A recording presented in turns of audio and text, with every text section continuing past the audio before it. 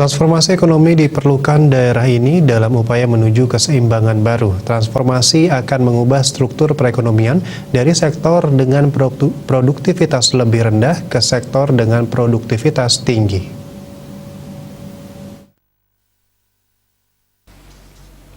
Akademisi Profesor Ida Bagus Rakeswardana menyampaikan sektor ekonomi saat ini yang masih bergerak di antaranya adalah UMKM seperti kuliner, industri rumahan, industri kreatif, maupun event organizer. Kemudian sektor pertanian seperti padi, jagung, kedelai, kacang tanah maupun ubi. Selanjutnya kelautan seperti ikan tuna, kerapu, lobster maupun abalun.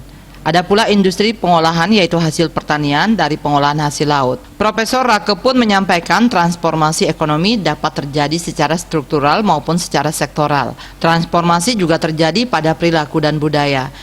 Tujuan transportasi menemukan keseimbangan baru. Hal yang terjadi pada keseimbangan lama yaitu perekonomian bertumpu pada sektor pertanian tradisional atau non-industrial yang bernilai ekonomi rendah. Perekonomian akan bergeser pada sektor pariwisata dan industri kerajinan karena lebih menguntungkan dari sisi finansial. Sektor pertanian menyerap 60-70% tenaga kerja. Ini membuat tenaga kerja sektor pertanian berkurang hingga hanya 35%. Itu terjadi pada tahun 1970 sampai 1980 karena bertumpu pada sektor pariwisata, rentan terhadap guncangan seperti bom Bali dan pandemi COVID-19.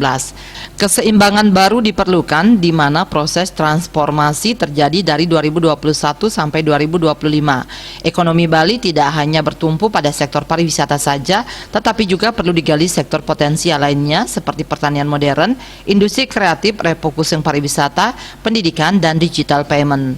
Swardika Bisnis Bali melaporkan.